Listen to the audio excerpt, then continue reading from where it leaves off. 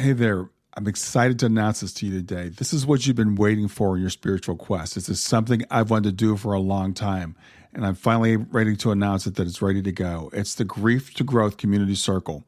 Now, this is a sanctuary where like-minded souls are united in their journey through grief and towards personal transformation. It's more than just a place. It's a beginning. It's a commitment to growth and understanding. Here you're finding not just a community, but you're entering a circle of trust and depth. You're going to engage with interactive coursework. You'll dive into exclusive podcast episodes and partake in discussions that illuminate the path from mourning to empowerment. This is a realm where every question is honored and every individual's journey is validated. To be part of this exclusive circle, visit us at grieftogrowth.com/community or look for the chat icon at the bottom of every page on the main website. Remember that entry is a privilege because I want to ensure that every member is as dedicated and genuine as you are. You must apply to join, but the journey within is worth every step. So go ahead and join us today. Check it out, grieftogrowth.com/community, and I look forward to seeing you there. Hi there. Welcome to Grief to Growth podcast. Your host is Brian Smith, spiritual seeker, best-selling author, grief survivor, and life coach. Brian believes that the worst tragedies of life provide the greatest opportunity for growth. Brian says he was planted, not buried, and he is here to help you grow where you've been planted by the difficulties in life. In each episode, Brian and his guests will share what has helped them to survive and thrive. It is his sincere hope this episode helps you today.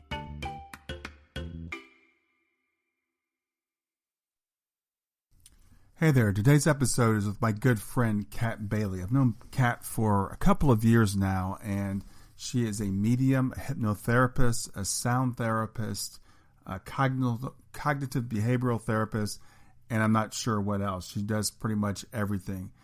She's a great medium, and I want to talk to her today about mediumship and the nature of mediumship, what it is and what it isn't actually. Kat and I was having a discussion with someone, and I talked about imagination and mediumship, and Kat and her spirit team took a little bit of an exception to that, so we wanted to have this conversation. I hope you enjoy it, and I hope you get something out of it. Hey everybody, this is Brian Smith back with another episode of Grief to Growth, and today I've got with me my good friend and famous medium, Kat Bailey. Medium Kat Bailey. Kat is an amazing medium. She's got a really interesting background. She's also a hypnotherapist, cognitive behavioral therapy, sound healing. Kat's kind of into many, many different modalities, which we're probably going to come back another time and talk about. And we'll talk about Kat's fascinating life. But today we're going to talk about mediumship, what it is, what it isn't, how it works.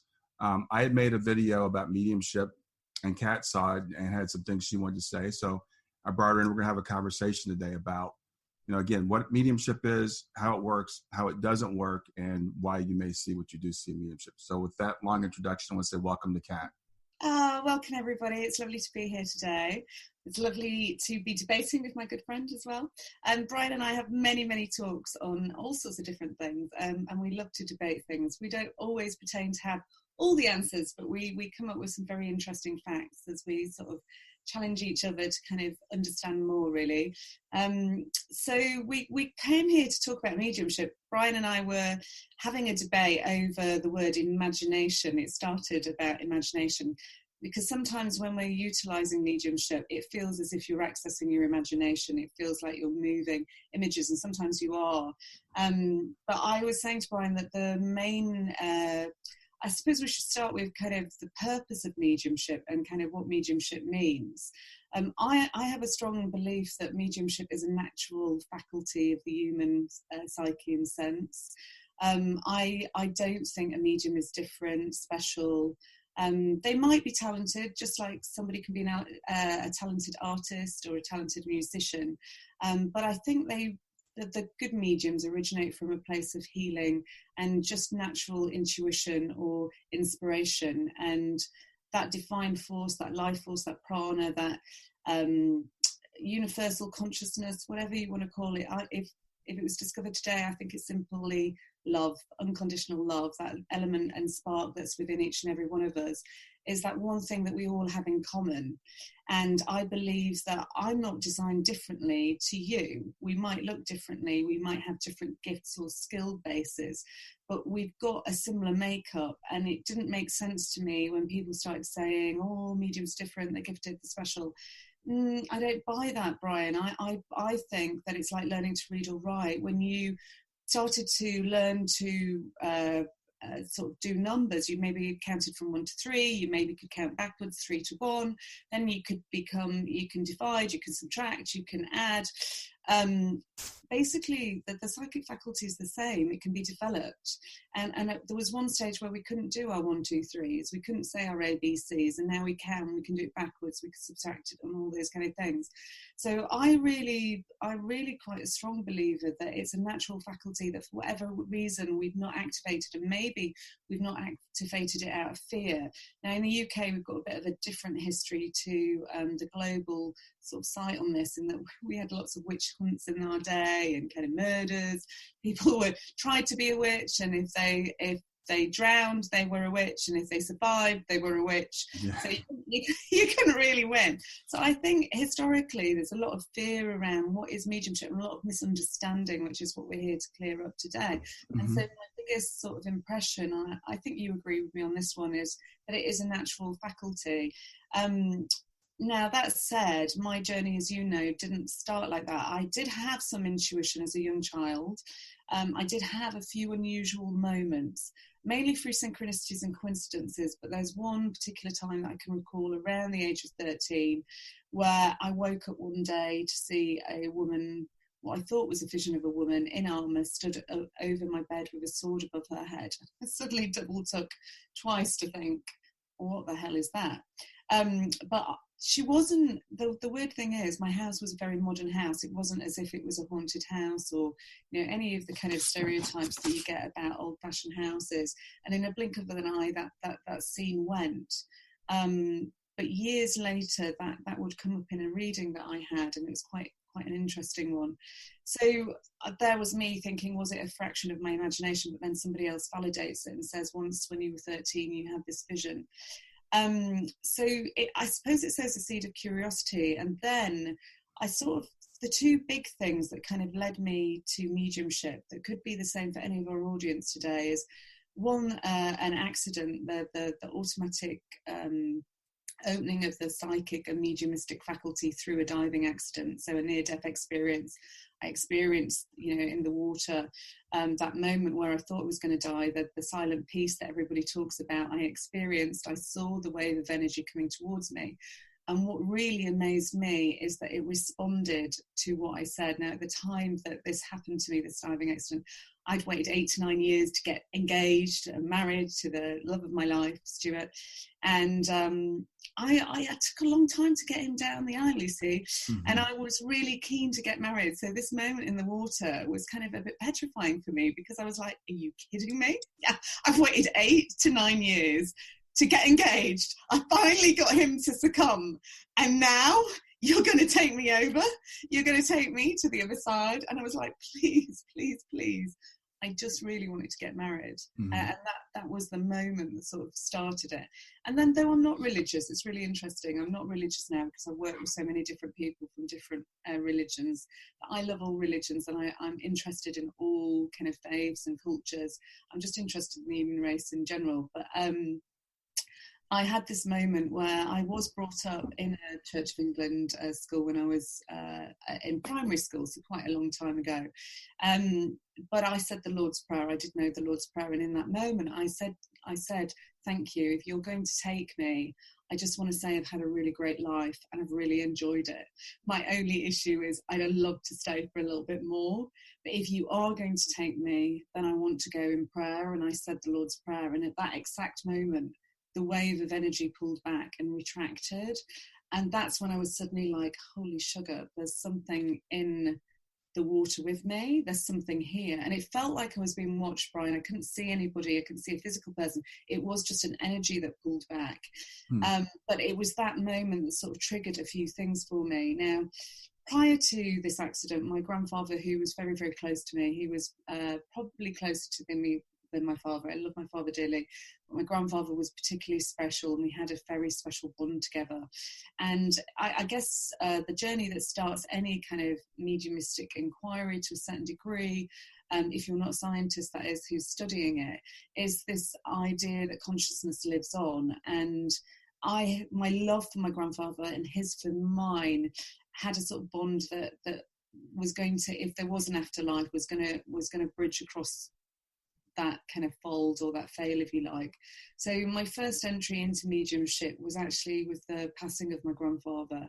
He appeared, and I think this is quite useful for the listeners, especially if you've had a recent grief or bereavement, is that the night before we buried my grandfather, the last time I saw my grandfather, actually 6 weeks before he died, it's the only time I've ever seen him cry, and he said, "You won't see me again. You're not going to see me again alive." And he burst out crying. And I said, "Don't be so ridiculous and silly, Grandad. See you in 6 weeks. I'll come back from university a day early. I absolutely promise you, you will see me again." And he said, I won't see you in the physical." And I laughed and I said, "Well, I tell you what, if there is an afterlife, you better come and find me." And that was kind of the last comment I made. And I started laughing, changed the subject, gave him a hug, sat on his knee, and just said, "Don't be such a silly old fool. I still love you." And ironically, I did come back a day early from university, and he passed the afternoon of the day before very comfortably, sipping a cup of tea. He just literally lifted the cup of tea to his lips, put it down on the side, and passed in his chair very, very quickly from a heart attack. Now, the night before we were going to bury him, my mum had a really weird experience. She was sleeping in the room behind the master room, and she was the daughter-in-law. It wasn't her father that we were burying, it was her father-in-law. And she could hear, well, first of all, she saw lights, like orbs of lights in the bedroom.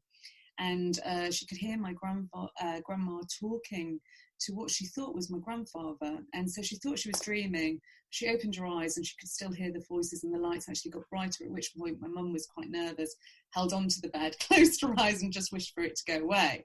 And she probably would have just not thought twice about it until my grandma in the morning, who was ironically on the first stages of Alzheimer's, another reason that my mum wouldn't have believed it if she hadn't experienced it herself, said, "Did you see the lights, Joan? Because Grandad came back last night to say not to worry about the funeral today. What we're burying is the shell, and the soul lives on."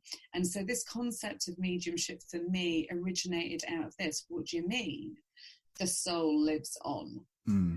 And that was the sort of seed that was sown. I think Grandad was very clever, actually, in the way that he did it. And I was the other kind of frustration, being a 20-something who adored and idolised her grandfather. It was like, "What do you mean he came back to visit you two and he didn't come back to visit me? I was the one that said if there's an afterlife, he better come find me, and he doesn't come to see me."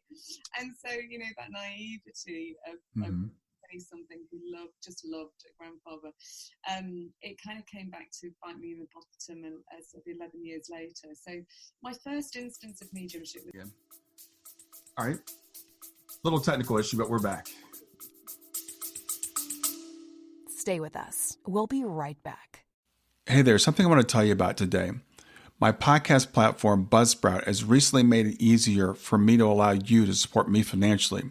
Go to www.grieftogrowth.com/subscribe. That's grief2growth.com/subscribe. And once you're there, you can sign up to support me financially. Now, you can do it for as little as $3 a month, or of course, as much as you'd like. If you do that, you'll get access to bonus episodes, and you'll see those in the regular feed. They'll have a lock on them. But when you become a subscriber, you'll actually get access to your own private feed, and you'll be able to listen to the regular podcast along with the bonus podcast for the subscribers.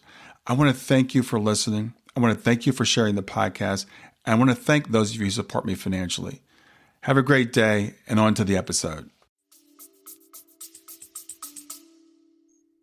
Okay, so this sowed the seed, this idea that my grandfather had come back to visit my grandma and my mother, and to say that what we were burying was the shell and the soul lives on, was really the seed that sort of got my curiosity, if you like. And I was kind of like, well, if there is an afterlife, is he there? Am I going to experience him?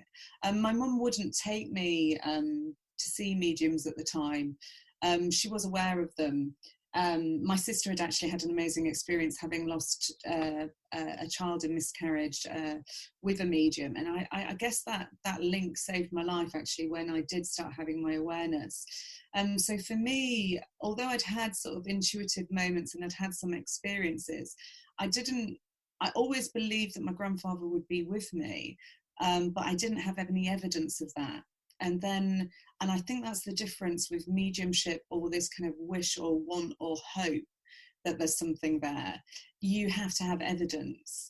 And I was very fortunate that as the psychic faculty opened in this diving accident, or was triggered by this accident, this fear, or this meeting with the energy that came to greet me, whatever that was, it would then spur a load of synchronicities and signs that would lead me actually, first of all, to deal with post-traumatic stress disorder and to learn how to deal with that holistically. I went for a series of massages, not something that I would normally do. And on the last one, the guy that was actually treating me failed to, his car broke down. And so they asked me, did I want to wait 3 months or did I want to see the locum? And I decided that they'd done so much work in terms of relaxing the body, it seems a shame not to complete the cycle. Those kind of synchronicities then led me to meet a guy who was a healer, and it was his awareness of my diving accident and to tell me that there was a blockage in the lower back that really then triggered this opening of the mediumship faculty. And when it started with me, Brian, it really started with something that I find quite challenging still to talk about, and that was the angelic realm. So I wasn't religious at the time, I'm not now, but suddenly I see a TV screen almost open out in front of me. It's 2 or 3 in the morning, but I'm wide awake, I'm not dreaming. It felt like I was dreaming with my eyes open, and I see what I think is 2 Roman soldiers with a white Bedouin tent in the background discussing a battle. And as I call out the name, wondering who this person is, and suddenly I hear the words, no, not Gabrielle, Michael. My name's Michael, Michael. I've come to cut the cord. And I was like, oh no. My dreams just answered back. Mm-hmm. What the hell's going on? And then I have to be honest, I was really scared, because dreams don't answer back. And I think this ties in with our conversation about imagination.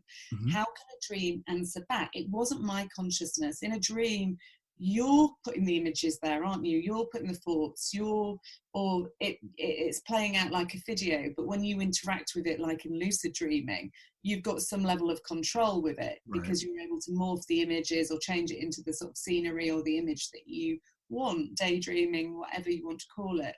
But in this instance, this was not a thought process that was coming from me. It was not an image and it was followed by a physical feeling. I got a burning in the stomach. Mm-hmm. I bent over. I fell to the floor. I actually crawled on my hands and knees into the lounge. My stomach was so painful.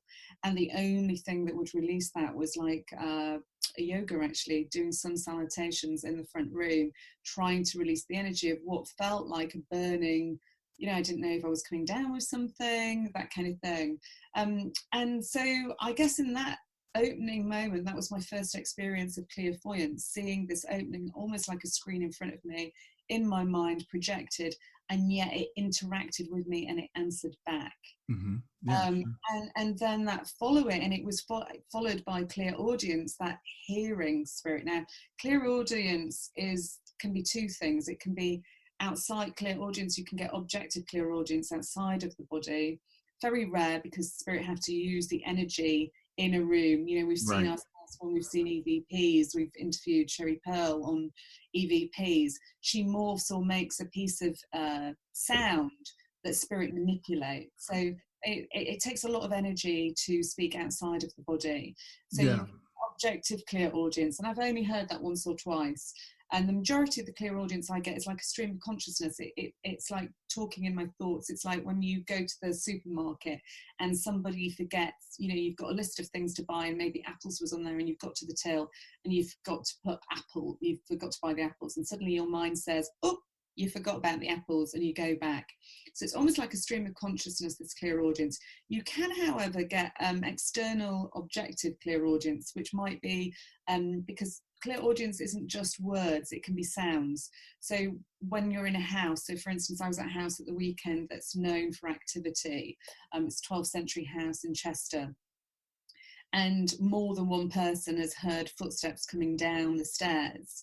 Mm-hmm. So it's that the sound is witnessed by more than one person. So it's not inside the body. Yeah, and let's talk about it, because I want to make that clear for people that are listening, because I think people have a misunderstanding about how mediumship usually works. And first, I want to say usually, because you and I talked about this. Mediums get things differently. Every medium is different. Everybody's experience is different. So I don't want to speak for everybody. So some people will hear, as we call it, objectively or outside the body. So as you said, that's like if I heard a car door slam outside, it comes in through my ear, everybody in the room can hear it. And then there's subjective or internal, which is the way people say clairaudience, but it's actually in their head, like their own voice. Is that right? Yeah, it feels like that. Sometimes it's not your own voice. There's an interesting one. And I don't, again, I can only speak for myself, not other people.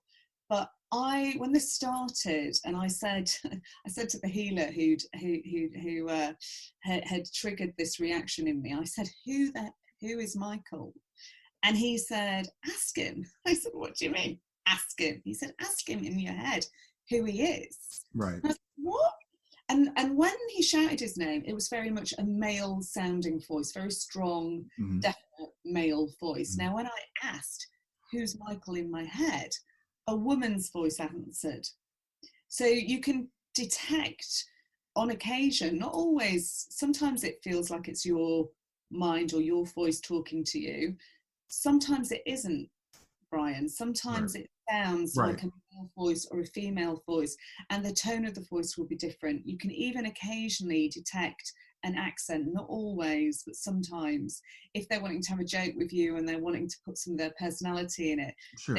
And you're aware of a dialect, you might get a feel for it. So that's tapping into clear sentience. Yeah, well, it's like when I read a text from you, I know your voice, so I hear it in your voice. When I read PMH Atwater's books now that I've read her, I hear them in her voice. But it's still in my head, right? It's still her voice in my head. Maybe that's it. Actually, maybe it's just our psyche is broad, isn't it?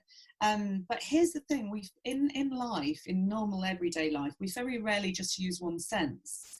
And this is what I explain to my circle that I teach on a Monday, is often we're using more than one sense. So if I see an image, as in see an image internally clairvoyantly, so I see a picture, in order to understand the context of that picture, I then feel it. Oh, why are they showing me a ski slope? Oh, that's weird. They're not a skier or snowboarder. Feel forward to their parents. Oh, they're not either. Why are they showing me a ski slope? Oh, kind of put that on hold and keep going with the information that does fit until I understand the context of it. So I'm feeling. And then eventually it's like, the aha moment. It's not a ski holiday that they've been on.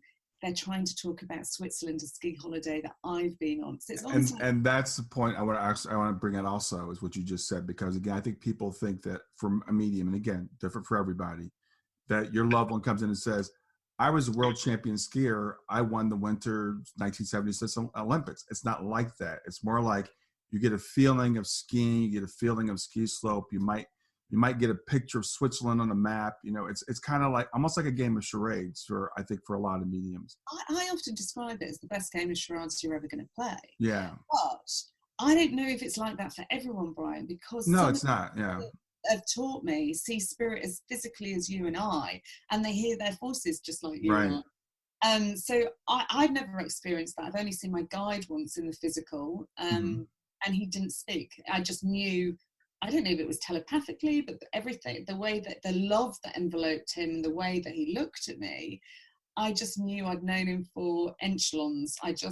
Whoever he was, I just adored him. Right. And I knew that he felt the same way about me. But there were no words. It was all said in a smile. It was all said in the gesture. Yet I saw him as physically as you and I. I didn't hear his voice. Right. I didn't see his eyes. I wanted to talk about, because it was interesting, because you and I, like you said at the beginning, we start off talking about imagination, right? So what I was saying is, I was talking to a medium, and I talked to several who said it's kind of like your imagination. Not that it is your imagination, it's kind of like your imagination. It's the best way they use to describe it.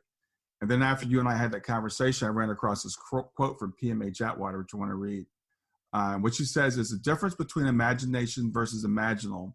The differences between the two is important for us to know. Imagination is intentional fabrication, where we make it up from around mind's feelings and preferences. Imaginal is what is presented to us intact from within a world that is as real as we see, touch, hear, feel, smell, and know intellectually. Imaginal realms exist beyond a three-dimensional world, where things are real in the sense that they're not being imagined by our own liking or benefit. Imaginal imagery has integrity that exists apart from what we create or control. So that is the difference between imagination and imaginal. I love that quote. Yeah. I love that quote, because I don't think it is your imagination. I think sometimes you put an image out there, so you might see, I might say, oh, what eye colour you are, and I see my eye colour first, and so I project my eye colour, and then they change it and they morph it. So last night I was reading for someone, I said, oh, I can see blue eyes like my own, but now he's changed it to green. Mm-hmm. So I know that his eye colour is green. So I agree with that. I think the imagination is a great tool of the psyche, but it's only one of many tools of the psyche. Well, I think the reason for this is important, because for most of us, I had never heard the word imaginal until I read that quote. No, right? Meaning. So when a medium says it's kind of like your imagination, which is, again, is what I've heard them say, and they're like, well, I know it's real when I get validation. And I've done some mediumship development. I've done some with you, and you'll ask me to picture a loved one, and I picture them, but it's just like if I just make it up. But the difference is there is an imaginal realm, and a couple of times I've gotten it right, So that's the difference, is that validation that it's actually a separate existence. So, like right now, I can imagine I'm running outside, right? But that's not really happening. But I can also imagine that Shane is sitting here saying something to me, and that could really be happening. Stay with us. We'll be right back. Hi there. I'm really excited to tell you about my latest ebook. It's 4 lessons that you can learn from the near-death experience without going through all the trouble of dying to learn them. I've been studying NDEs for several years now. I am completely convinced that not only are they 100% real, but that there's some very universal wisdom that we can get from the near-death experience. And I've distilled that down in this book into 4 short lessons. And I've also given you all the reasons why I believe the NDEs are absolutely real. So go to www.grieftogrowth.com/NDE lessons to pick it up for free. www.grieftogrowth.com/NDE lessons. I hope you enjoy it. Yeah. And I think that's it. You become more disparaging the more experience you get. Right. So you've got to discern energy at the start. So I guess if we sort of say mediumship is a mediumship is consciously aware, and they're expanding their senses. So I don't believe that those senses are extrasensory, though I hear ESP bandied around a lot, or ESP bandied around a lot. I think they're their expansion of our normal senses. Mm-hmm. So, clear, we're seeing with our physical eye. Well, when we're seeing internally, we're seeing with our pineal gland, we're seeing with our third eye, we're seeing internally. So we're seeing images. We might see videos playing, we might see them in black and white, we might see them in colour, they might be still life pictures, they might be moving videos, the videos of our mind. So, in the same with clairaudience, we've talked about it can be internal, it can be external. Clairsentience, feeling, very powerful tool. So you see the image, but you feel it. Same with clairvoyance and clairaudience. If you see thunder, but then you hear, if you see lightning and then you hear thunder, the feeling of that thunder is more intense, and it is when you experience it. The mind, actually, from a hypnotherapy point of view, the brain doesn't know the difference between real or imagined. That's a proven fact. There are scripts in place that we use as clinical hypnotherapists, where we can imagine eating a lemon or tasting a lemon, and the body will respond by releasing saliva into the mouth. Mm-hmm. So it's a bit similar with mediumship in that it feels really real. And the more that you can discern energy, or more that you can understand your senses, and let me be clear, there's clairvoyance, clairaudience, clairsentience, clairsalience, clear smelling, clairgustance, clear tasting, clear tangency. So we've got touch, we've got clear empathy when we empathize for somebody and we emotionally feel for them. But we can also get, as mediums, physical feeling. And that's not just within the realm. I know we've talked about mental mediumship, physical medium, and trance, which I'll come to in a moment. Yeah.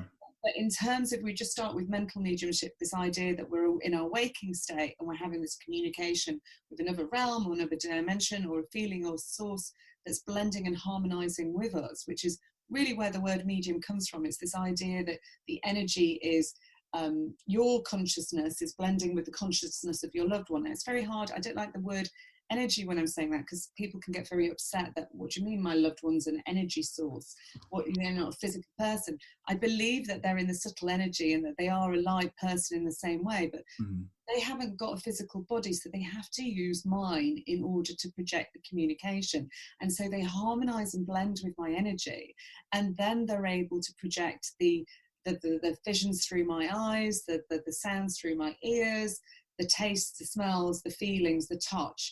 But sometimes I'll get physical feeling, and this is why I was saying I don't think that this is where I disagreed on the imagination bit, because so for instance, the other night I was reading for somebody, and I got a violent burning in the chest, and then suddenly I felt I couldn't breathe, and I was actually physically gasping for breath. And then my hand went to my lower stomach, and I felt a pain in my stomach. And I said, so I know that there are two conditions here, because I can feel that I'm short of breath. I've got a pain in my chest, but there's also a pain in my stomach, because there's a sharp stabbing pain now in the right hand side of my body. Would you understand two conditions linked with the passing? But actually, it could be that they didn't pass with either. These are just two ailments that they've had prior to the passing. So you get better at discerning the feelings or the images, and a medium doesn't always know how they're working, especially at the beginning. And even when they get more attuned to it and more aware of how they work, and spirit will change it up. Every reading is different, every reading is individual, so you never really know how the spirit's going to communicate. And you have to bear in mind that it's a three-way communication. It's you, me, and the spirit world, if you're my sitter. And I'm using your energy, whether you're aware of it or not, at the same time as the spirit energy. And so if there's fear present and you block my reading, or you are frightened or nervous, or skeptical is great, but if you're cynical and you don't want to believe, you won't believe. Spirit world will halt it, because they don't want to frighten you. So they're not going to project something that you don't want in your life. They give you free choice. And equally, when I go to that spirit person, I notice a very succinct difference, Brian, to somebody that I've read for before, to somebody that I'm reading for the first time, or it's the first time they've ever worked with a medium on the other time. So they've got my guide, and I can hear them interacting with my guide. There was a brilliant one the other day, actually, a doctor that was coming through, and I could hear him talking to my guide, and he was talking about, how do I get this mannerism through? I always do this. And then next minute, my hands went into this gesture, and I'm like, oh, he wants me to lean forward, and he wants me to do this. When he talked, he must always talk like this, because he wants to tap my hands as I talk and lean forward and lean like this. And that's beautiful. It's almost more evidential than anything I say, if you will, because it's a mannerism, something that I can't know easily or find, and it's unique to the essence of that soul, that spirit. But what I realise is it could be the first time that they're working or interacting with somebody. And if I read for somebody and I'm reading for the same person, so say, for instance, a year after my first reading, the same parents or person, husband, wife, whoever it is, comes for the reading and wants to connect to the same person, what I tend to find is the reading is easier for a couple of reasons. One, I'm more relaxed, so I'm happier, they know how I work, they're comfortable, they've come back again, so they've obviously enjoyed the first reading. Yay, we're on a good place already. Secondly, their loved ones worked with me before, so I feel comfortable with their interaction. They've got a little bit of an idea of how I work. They might have watched me or studied me do more readings since their reading, because they knew they were coming back for more. and therefore I get the mannerisms or the sense or the essence of them a lot quicker, and I find that they broaden the communication in the second meeting actually. You tend to get the mannerisms get broader. There's one particular guy that I'm thinking of that I love reading for, and every time I read for him, it's almost like, I always call him, he always goes one up. It's like I can't keep, he's too fast for me. He's like goes one stage ahead. He pushes the boundaries and stretches my mediumship. I love working with him because I never know what to expect. Yeah. And that's how we sort of evolve and learn. And so I'd say as well there, Brian, that mediumship is an evolving process. You know, when I first started training, I had my aura taken. It was just a little ball of light here, and it expands out. You know, 2 years ago I had it taken again in India, and it's this big ball of light with just these rims of pale green or blue around the outside of the edge. And what I realized that is, because I know one of your questions for me was, you know, why does the level of mediumship differ between people, and why do you know, why can't I just sit there and say I've got the Formula One racer and he won the Grand Prix in 2012 and his best mates are XY. Why can't I just talk and have a conversation like you and I are having? Well, they haven't got a physical body to have that conversation through. They're utilising mine, and so self-doubt, because you're wondering, you have to discern which are your thoughts and which are the spirit world's thoughts as well, because your critical mind can interfere in mental mediumship. And also this light, you know, this aura, this light that we're expanding or we're working on, as we become more spiritual, we create a better canvas for the spirit world to impress on. So I know when I had my real divinity moment, and I really felt this in the spirit, the angels, and maybe even God, I heard this lady's voice say, you know, all you have to do is reflect back my light. And she showed me this beautiful piece of water, a river with this light reflecting on it. All you have to do is shine back my light. And doesn't light look beautiful when it reflects on water? And that for me always stayed with me, this idea that the cleaner my aura, the cleaner my water, because we are, let's face it, as a human race, 60 to 70% made of water.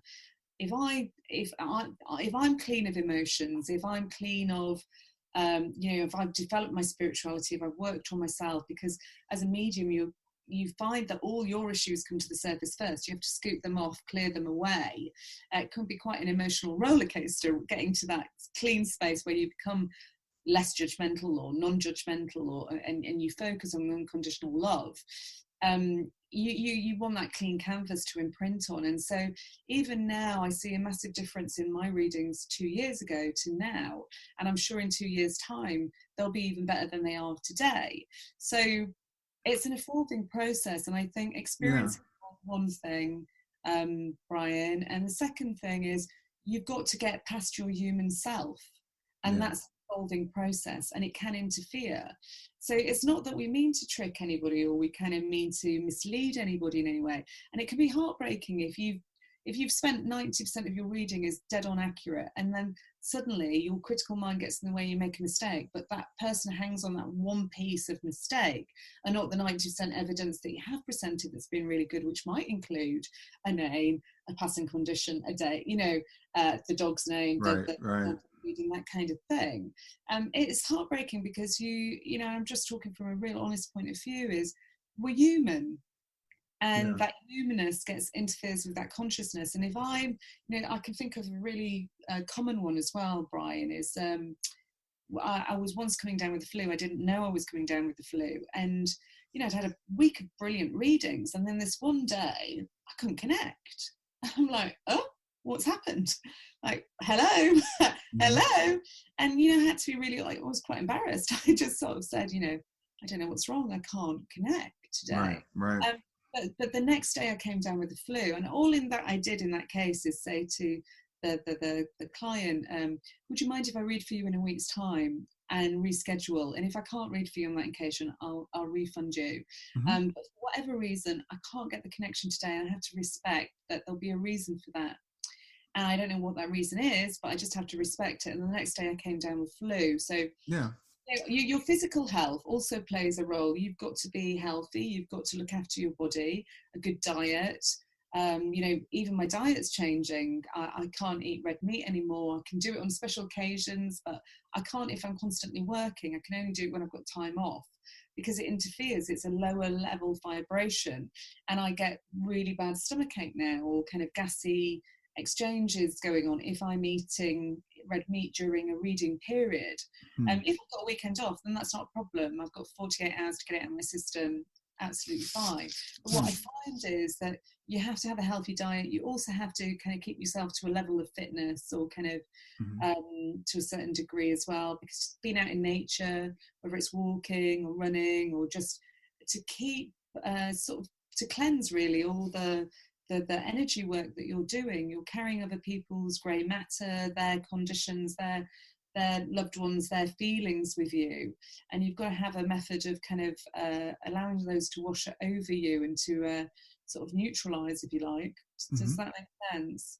It does. And you touched on a lot of really good things there, because what I really wanted to do is help people set expectations for people, because there are people who are, I don't like the word skeptical, I'm skeptical, who are cynical about mediumship, that just says it can't possibly happen. And then they bring up some of these objections, like, if that person was a medium, then they would have known that this was going to happen, because I think all mediums can read the future. Or if that person was a true medium, they could tell me my mother's social security number. They think it should be like sitting down, having a conversation with someone sitting, right next to you. So you talked about, several things there. One is it's a multiple tiered connection. I've heard a lot of people say 3-way. It might be a 4-way or 5-way, because yeah, it's true, because the guides interact as well. The person on the other side is interacting a lot of times with your guide, who is then interacting with you, and then that all these people's energy needs to come together. So it's your mental state. One person, that's right. Yeah, and it's your mental state as the medium. It's my state as a sitter. I've talked to a lot of people that are going into readings, and I've worked with the guy who's a medium, and people would be, their baby's crying in the background when they're trying to have a reading, or they're in their car driving trying to have a reading, or they come to a reading drunk, and these types of things are not conducive to having a good reading. The sitter has responsibility. The sitter's got to be in the right frame of mind. Having a nice quiet spot, somewhere that you can concentrate, that you can listen, maybe giving yourself 5 minutes before the reading to kind of allow yourself to come to not a space of peace, but stillness or quietness, to set the intention of who you want to hear from and what you'd like to hear about. Spirit world often know, but it's nice for them to hear, this is my priority, or this is who I want. And it always helps. It helps the medium do that connection and get the strongest connection, if you like. I don't mind skeptics, but what I do find is that sometimes people come and they want to laugh, and you're just kind of like, well, I don't mind you being curious, I don't mind you being spiritual, but please be respectful. I'm working really hard. I've left a 6-digit salary to do this on behalf of Spirit World. I can honestly say I earn a fraction of that now. And I do it for the love of what the Spirit World have asked me to do. It's about healing and helping. I think the innate purpose of mediumship is to help people find closure or to heal. And it's to show them the continuation of love, that love has no end and it has no beginning. And it can be extremely healing. You can have people that I know and from the mediums that we've worked with or interacted with, that have saved lives. They've prevented somebody from taking their own life, maybe suicide. They've maybe given some person a different way to look at grief, or sort of brought around such evidence for someone. It's given somebody the peace that they suddenly are sleeping at night when they haven't slept for 3-4 months, and they've got insomnia and they're up the wall with panic attacks. And grief is a really harsh thing. And the other thing that I'd say is we've seen in our cycle of work from the charity work that we do, and 2-3 years down the line, it's heartbreaking, but some of the sitters or the people that I love, they start falling ill because they've got blockages in the body from the emotion. They get heart disease or cancers and stuff like that. Grief is a serious thing.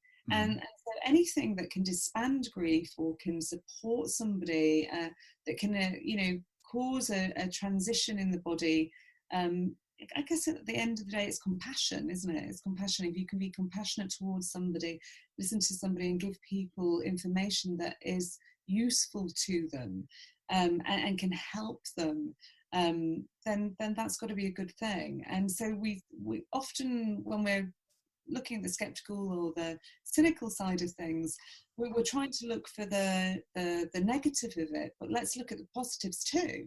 Let's have a balanced view. What are the benefits? What are the positives? And there are a lot of positives. There's a lot of people whose lives have been completely changed, of which mine is definitely one of them. You know, if I had not known about mediums, if my sister had not had a contact with one when she'd had a miscarriage, then my life could have been very, very different when I had this opening of the psychic faculty as well, because I could have ended up in a mental institute with lots of drugs thrown down my neck because people wanted to perceive it as bipolar or psychosis or something, because I'm suddenly saying I'm hearing things, seeing things, and feeling things. On the other serious side, I say to people, think very, very carefully. You know, in some cases, this was not mental illness, but people wanted to believe it was. They would prefer to believe it was mental illness than that I was actually having a mediumistic awakening. And that's really, really dangerous. And I'm just really thankful that I had the right people around me in the spirit world really came in at full force to show me a different way. And they told me what to do. They told me what to start running. They told me where to go to get the evidence. I went to a town I'd never been to before, looking for black and white photos. One they said would have the hay bale on it. My granddad said it would have the name Sutcliffe on it, and it was. That was the photographer, Frank Medicine Sutcliffe, very famous photographer. Never knew he took photographs of my family 3 generations back. And here's the inclusive thing, which I love, is that my sister had done the family tree. She's really into history.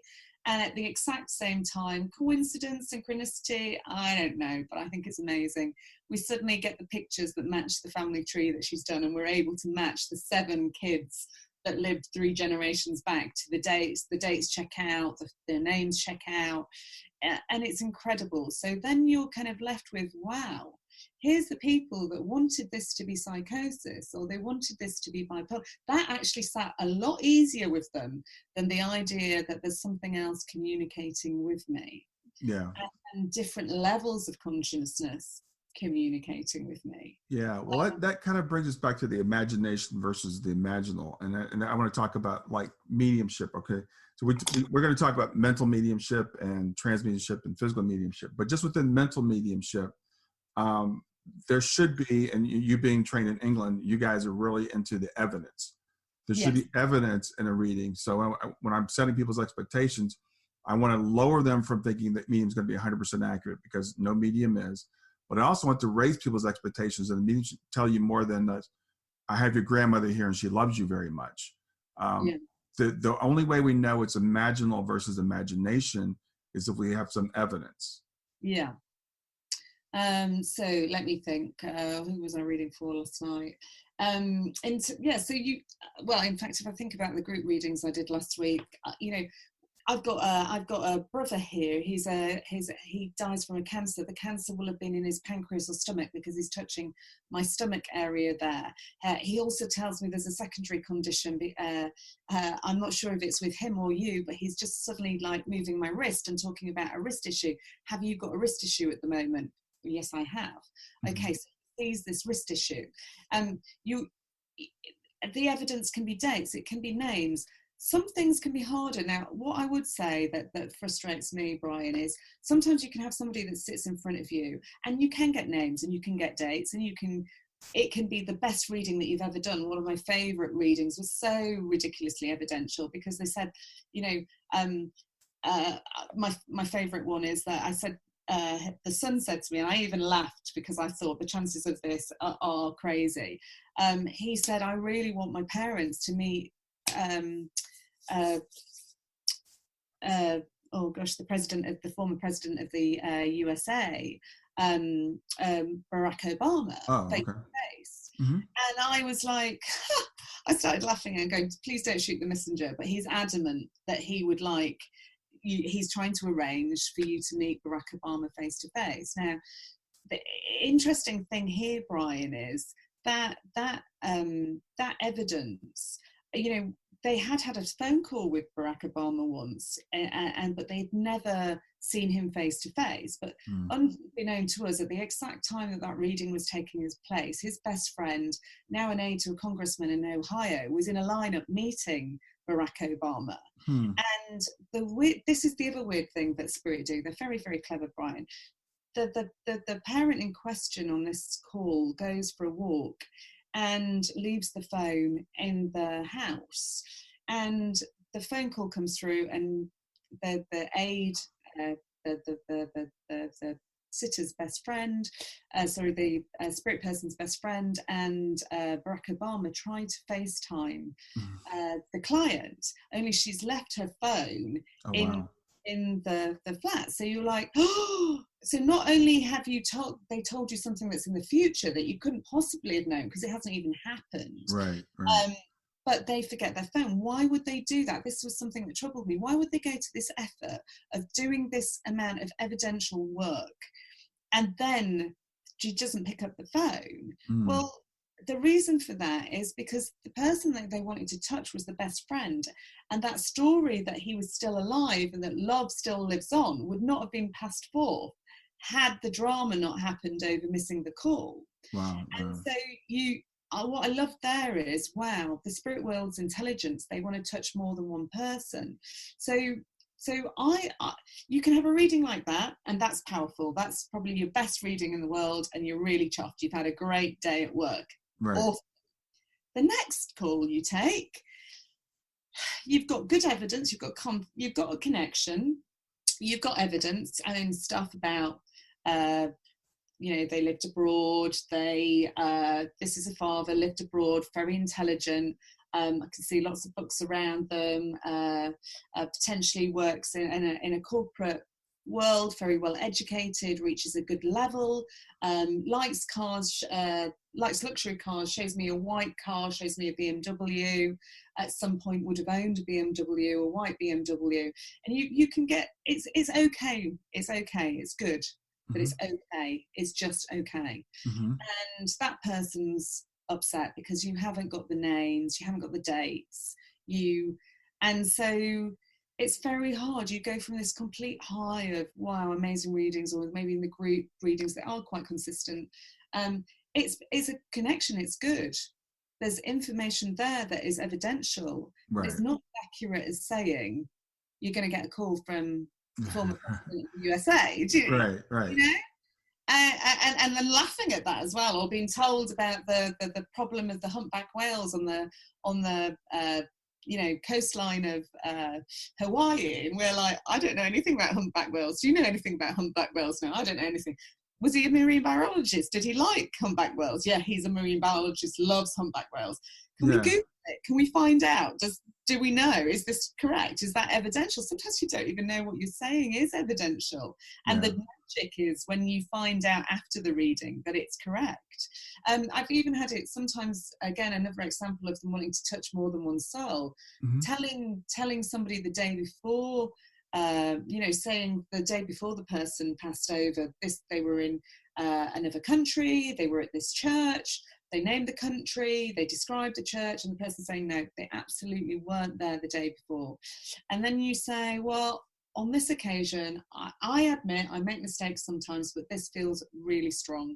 So I'm going to say, I don't like to leave something with you, but on this occasion, I'm going to have to, because they're not backing down on this. Every time I go to say, have I made a mistake? They're saying no. So I'll be the first one to admit a mistake if I feel that I've made one. But if they're adamant, I won't go there, Brian. And I think that's important to sort of understand. And the next day, that person rings and said, you won't believe it. They were with their uncle the day before, and they did go to that church, and they were in that country. And I can say that because I've got it in the vocabulary of my mind because I've been there. And then you've got this brilliant kind of moment where you realize again that spirit person wanted to touch that person that they loved that wasn't in the reading that day. And so it's intelligent. That's what I'll say. It's intelligent, Brian.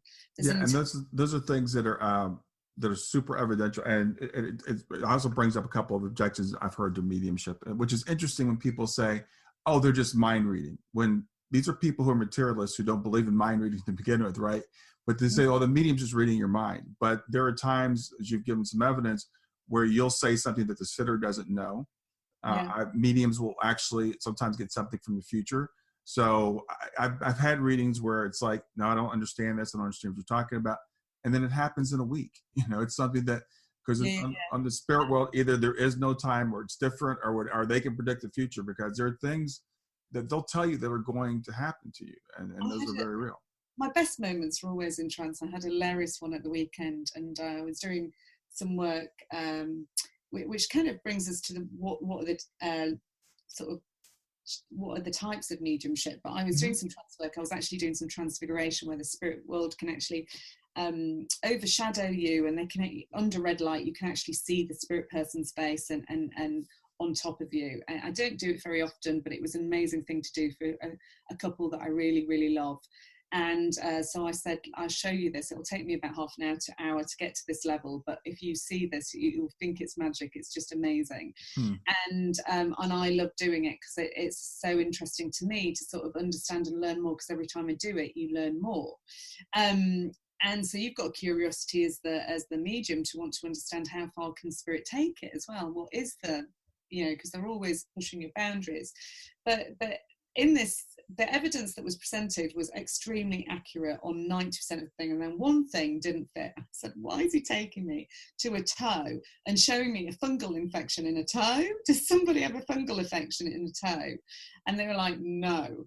And then the very next day, and it was absolutely hilarious, Brian, a email came sent directly to the person who was sat in front of me. And the subject matter was a toenail fungal infection. And it was sent by somebody who had no awareness of that reading or that. So again, it was a future event, nothing that we knew about. And you could say, is it a coincidence? Maybe, but it's a bit of a strange coincidence. It was almost like the spirit person having a bit of sense of humor and trying to have a joke and sort of lighten the situation, if you will. But so you get mental mediumship. We've talked about the clairs in terms of clairvoyance, audience, sentience, salience, gustance, cognitive cognition in terms of knowing. So you just know things. You get touch. You get empathy.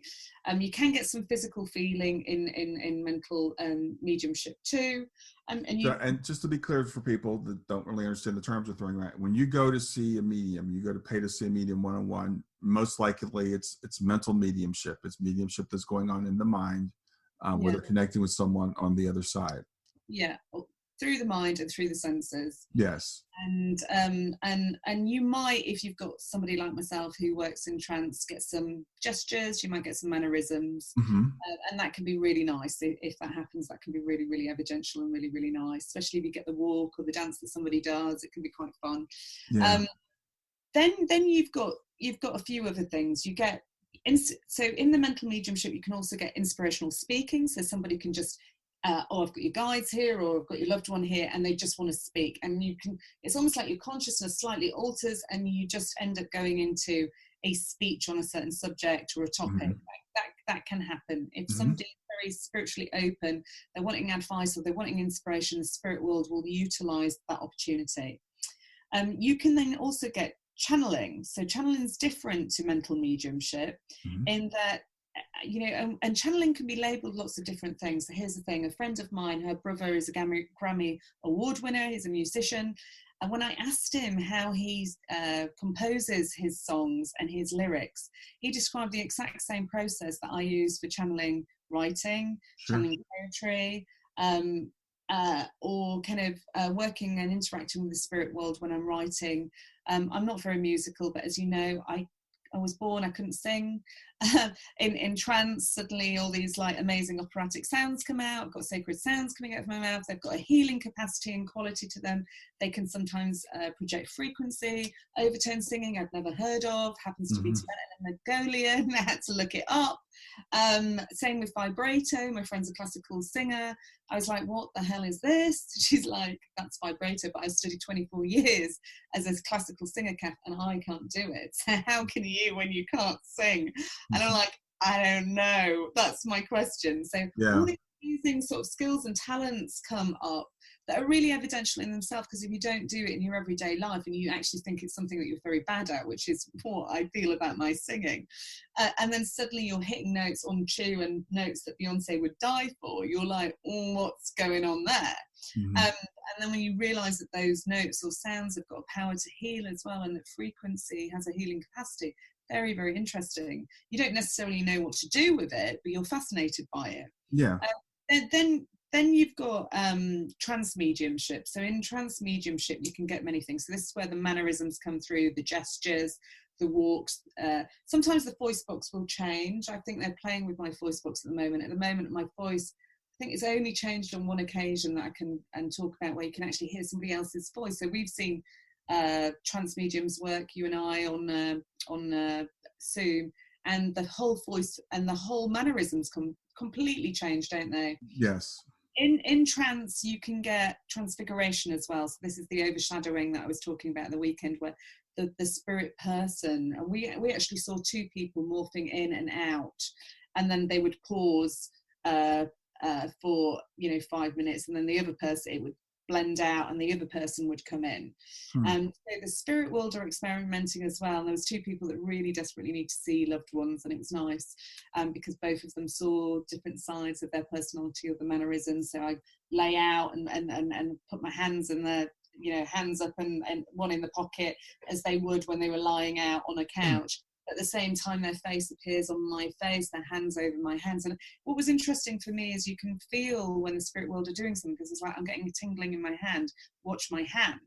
And then suddenly you're like, oh, your hand's just changed. And it's like a hand, it's double the size of yours, it doesn't look like your hand. And I said, well, now my face is tingling on this side, watch the side of the face. And then as they watch that side of the face, my head turns and they're like, oh wow, can see the side of the face. So, is it a projection? I don't know, but it's very interesting.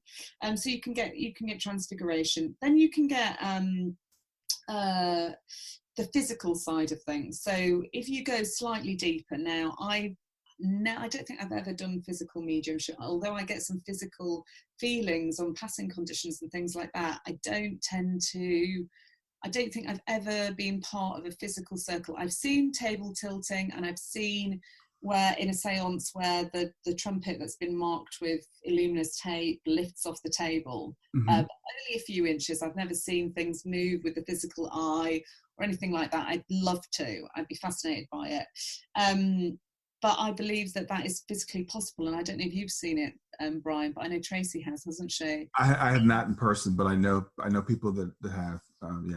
Yeah, and so you get different voices. Somebody that used to be in the Victorian times in the UK, that this trumpet would lift, it would move around the room on its own, elevated, nobody holding it, and the voice would come out. And actually, I've heard of manifestations as well, people manifesting crystals or flowers out of the spiritual realm into the physical. I've never seen it myself. I would love to. I'm as skeptical as the next person when it comes to things like that, but I'd love to see it, love to experience. I'm open-minded. If it can be done, great. Yeah. I get a bit confused as to why that's done in dark light. I know that with transfiguration, you can't see it. You can't always see it. You can sometimes see it. You can't always see it unless you dim the lights and put the red light on a little bit so you can see the overshadowing, because it's so subtle. But with physical mediumship, I'm not sure why you need to take the lights off, because surely if things were moving around, they could move around. The explanation is ectoplasm, which is used to actually produce the manifestations, is sensitive to light. So so it retracts. Oh, that makes sense. That's the reason why it can't be done light. There's some people that are working with different forms that they say may be able to be done in light in the future, but right now it's because of the way the ectoplasm is. It's light sensitive. Oh, that's interesting. There's lots of other things though. The remote viewing, I love this concept of labeling. So remote viewing, a faculty of clairvoyance, this idea that you can take a map audience and take your mind to that space at any particular time or date and imagine what is there, or see, imaginal, maybe see what is there in that spot. Now, the USA Army, from what I understand, 23, 24, maybe 30 years of research on remote viewing have had extreme successes with it. And actually, sometimes it's the, what I love about this as well, they would set a control, somebody who's not mediumistic or ever done remote viewing before, to do the same thing. And often they find that the control is more successful than the other people that are doing the remote viewing, which is very, very interesting in itself. But when you call it remote viewing, it becomes a science. When they call Right. it clairvoyance, it becomes this weird thing. So the power of labeling is a little bit like the channeling. You call it songwriting, it's cool. You call it inspirational words or channeling, and suddenly it's in the sort of field. So again, I say with interest, the way that we label things is very, very interesting as well, and can cause people to have different reactions to things. So, you know, I know myself, if I call it mediumship training, it's like if I call it connection techniques, everyone's very interested, because I take away the goofiness of it's just a weird thing, isn't it? It's the human faculty. But we can also get inspirational speaking, like I talked about. We can also get signs, synchronicities, serendipity, which we've had lots of experience with. And most people in their everyday life have little coincidences. We don't always talk about it. It's very interesting. I did a demonstration on Saturday in Chester for 44 people who've never seen mediumship before. Their friend, sadly, a young man died in a car accident, and it was his birthday, so we did it I've never done this before. It was very, very interesting, almost slightly experimental. I was a bit nervous about it, but it went really, really well and was very well receptive. It's nice to work with young people who've never seen this and to let them be open-minded and sort of see what they think. And they all started off very skeptical, crossed hands, and then by the end of it, you could see they all wanted a reading, or they all were like, oh, what is this? You know, like, what? Gosh, that's really strange. How can she know that? It's very interesting. But what I would say there in terms of signs and synchronicities, we all had a chat afterwards because everybody got really interested, and it was really beautiful. All these young people, inspirational people from all different backgrounds, sat and started saying all the signs that they had had from their friend who'd passed, that was pure evidence to them that he'd been with him. Some of them had seen him in the mirror, some of them had seen him in the room, physically in the room, interacting with them. Some of them had experienced him changing their dreams when they were having nightmares. Some of them had seen things move in the house, lights, flickers, all sorts of things. And, you know, I'd say in a room of 44 people, there was at least half the room that had had an experience. And maybe we just never talk about it. Right. Absolutely. Maybe. And so this was it was really refreshing, Brian, and it really sort of opened my mind to, I think this is more common than we think. And I remember before I came across Helping Parents Heal as well. It's like I thought I was the only person that was having these signs, synchronicities, and the weird, the universe is talking to me. Like, why is this not happening to anybody else? And then you meet these, you realize that about 12,000 people are having the same experiences as you. And suddenly it's like, oh, I'm not weird, I'm not different. This is normal. Hey, I found my tribe. Somebody knows what I'm talking about. Yeah, exactly. It's a relief, isn't it? It's a relief. So that's the other thing that I'd say. But at the end of the day, I think it's about love.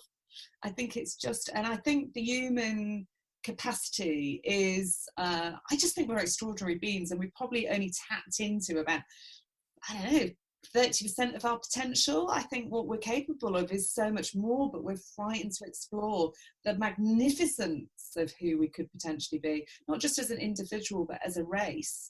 And I think it could be really, really different the more we come together and talk of it. And perhaps science needs to do a little bit more. There's some great inroads scientifically, as we've seen from some of the videos of the brains being scanned, and sort of seeing that there is interaction and a quietening of the brain going on.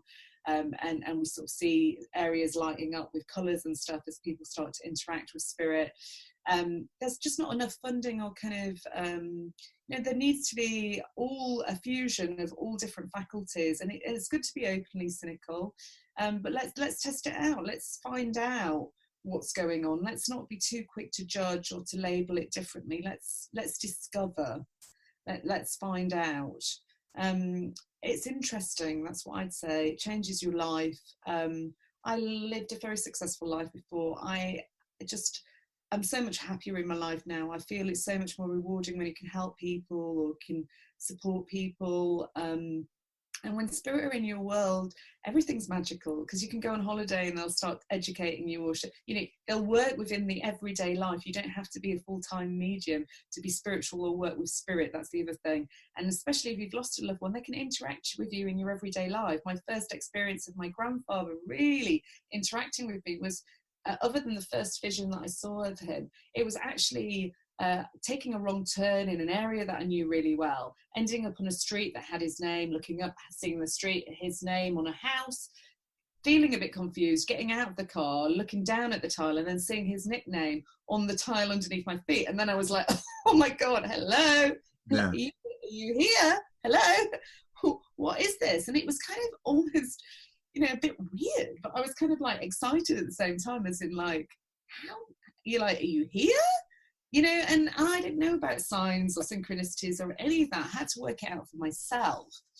And I think that's the magic, love never ends. Love will always find a way. And we don't have to be mediumistic. We don't have to be weird, woo-woo. We can all come together. We can share our experiences, and we can find that we've probably got more in common than we think. Yeah, you touched on a couple of things there. I want to kind of go back and backtrack over. I mean, mediumship, we don't know how it works. And so a lot of people therefore say it's impossible. But I've come to believe it's more of a tapping into subtle senses that we all have that we typically ignore because our other senses overcrowd them or drown them out, because our brains can only focus on so many things at a time. So a medium trains themselves to work with these more subtle senses that we all have. So we can't all become professional mediums necessarily, but we all have intuition. We might not even want to. Right, exactly. And that's the thing. We're all different. We're all unique. We're all creative. Let's celebrate our individuality. We can all experience it in different ways. And, a medium would be out of work if everybody wanted to be a medium. And vice versa. If everybody wanted to be a scientist, then there'd be no creativity. Sure. Right. But what I want to do is I want to demystify it for people. So it's like you said at the very beginning, mediums are not these people that are just really weird, and some people are born with more of that faculty than others. I think that's, to me, we're crazy enough to take a leap of faith, but we're not daft. We're intelligent human beings. Right. And we all have some capacity to do these things. And I've said I had no capacity to do them. And I've done some mediumship development with you a little bit. And it's like, I've gotten a couple of things like, wow, I can't believe that was actually real. So we're coming up on about an hour. So I know you and I could talk all day long, and we'll probably do this a few more times to talk about some other things. But I really appreciate you doing this and being here to kind of demystify, mediumship for people and tell us about your perspective. Yeah, I think it's normal. That's what I'd say. I'd encourage anybody to be curious and to investigate it. If it's not for you, then it's not for you. But at least you've tried. At least you've been open-minded. At least you've explored it. I find it more frustrating if people shut you down and kind of don't explore it or look into it. I had an amazing one last night, actually. I'll finish on this. Mm-hmm. There was a young man came through last night. He was the reading was actually meant to be for his partner. And he said, we've had a change of heart. I really want to have the reading. My partner's going to sit alongside and witness this. I'm totally skeptical. That was his opening line. I'm totally skeptical, but I'm open-minded. And it was a beautiful, beautiful moment, because he told me who he wanted to connect with. That person brought very good validations and evidence. But then he said he needed to test me a bit more, and he said, okay, I need you to give me the way that he says hello. The way that he says hello is very unusual. It's not a normal hello or hi. If you can get this, then I'm going to really have to question what's going on. And I started to smile, and I said, okay, it might take me 5 minutes, just bear with me, because I'm going to have to expand my energy, and he's going to have to work out how he's going to get this through to me. I said, so he starts and he says, it's longer than hi, but it's shorter than hello. So I said, I know it's a bit like hangman, but can you agree with me, the statement, the word that he uses is longer than hi and shorter than hello? And he said, yes. I said, okay, let me keep going with this. And then suddenly I hear him say, hola. And I went, oh, he says it sounds like hola, but it's deeper. And he's using a deeper voice. And he's saying that I won't get the exact pronunciation of it, at which point the guy literally jumped out of his chair. He started screaming. He was throwing his hands up in the air. I was like, hello, are you okay? Hello, are you okay? He's like, oh, how can this be? How can it be? And because it's an intelligence, there is an intelligence responding. We'll always get it right. And if I can't get it right, I'll tell you. But if I can and they can get it through to me, and I had another one with a nickname. I can't always get nicknames because they're difficult to get because they're not common names. But they'll do the charades thing. Somebody whose nickname was Buddy, they start saying it's like muddy. They're showing me muddy. They're muddy all over, and they're talking about rhymes with muddy. Do you understand? Rhymes with muddy. Don't know what it is, but it rhymes with muddy. Yes, okay, it's Buddy. And so it is like charades sometimes. It is, and they have to interact with you. And if they can, they will. And if they can't, and you can't get it, then it's frustrating. But at least we give it a try. And sometimes it can be magical because of that. Yeah, I just want to caution people that you're one of the best mediums I know. So don't go to a medium expecting they're going to be able to get how your best friend said hello. So some people work differently. Yeah. Some people work differently. And actually, some people, we should maybe raise this just before we finish, actually. Some people like to work with you on a one-to-one. They can't work with more than one sitter. Mm-hmm. And some people like myself and others that I know like to work in groups, so we can read for a group and go from one person to the other. It doesn't interrupt us at all, or we can have more than one person sitting in front of us. It doesn't interfere. Some people need to concentrate more. People don't realise mediumship is actually a very difficult skill sometimes. Mm-hmm. And it takes a lot of energy and a lot of concentration. So some people work differently and they need that quiet space and they need that concentration, and it's hard. So so there are different expectations out there, but we're all trying to push our boundaries. We're all trying to expand. We're all trying to get better at what we do. That it's not a case of like one person's better than the other. You should always go to a medium that resonates with you, because you yes, that you can have your favorites. That's great. I love having my favorite clients too. I don't want to lose that. I enjoy that. But equally, there are times where you can look at a group of mediums and one person will jump off the page, and that's because their life experience and their vocabulary and what spirit wants to teach you or tell you about, that person knows about like the back of their hand. You know, 6 months later, you might look at that page and that person's no longer of interest to you. This is where your own intuition comes into play. And you realise that actually the person that's right for you is this person. You know, and then occasionally you just feel, actually, I'm a person who really likes routine, and I'm so comfortable with this person. That's my go-to person. That's fine as well. Right. But it's nice to see different styles of mediumship, and it's different people give you different, to see what resonates with you. That's what I'd say, and see where you go with that. But if you do want to work with me, you can get in touch with me via my website, www.cat-b.com, or my Facebook site, Medium Cat B. I love talking to people, as you can probably tell from the fact that we've overrun. But you know, it is what it is.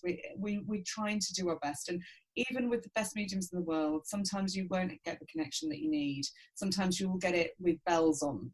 So as long as you go with open-minded and you understand it's a process, they will try to do their best, the very best that they can do for you. And that's you know, there's an element of hope and an element of trust in the spirit world too. But that's really what mediumship's about. Thanks, Kat. And I will put your contact information in the show notes. So, and on YouTube, it'll be underneath, and on the podcast, they'll be there also. But Kat, great talking to you again. I'm sure we'll do this again, but this is great. Now I've got an office. Yay! You can talk to me all you like. Lovely to see you, darling. I'll see you later. Bye. Thanks for listening to Grief to Growth. Brian hopes that you find this episode helpful and will come back for future episodes. Brian's best-selling book, Grief to Growth, Planted Not Buried, is a great resource for anyone who is coping with grief or knows someone who is. If you enjoy the podcast and would like to support it, there are 3 things you can do to help. The first is to share the podcast with someone that you think it will help. The second is to go to iTunes, rate, and review the episode. The third way you can support the podcast is by becoming a patron. Head over to www.patreon.com/grief2growth. That's patreon.com/grief, the number 2, growth. and sign up to make a small monthly donation. Patrons get access to exclusive bonus content and knowledge that you are helping to spread the message of grief to growth. For more about Brian and Grief to Growth, visit www.grieftogrowth.com.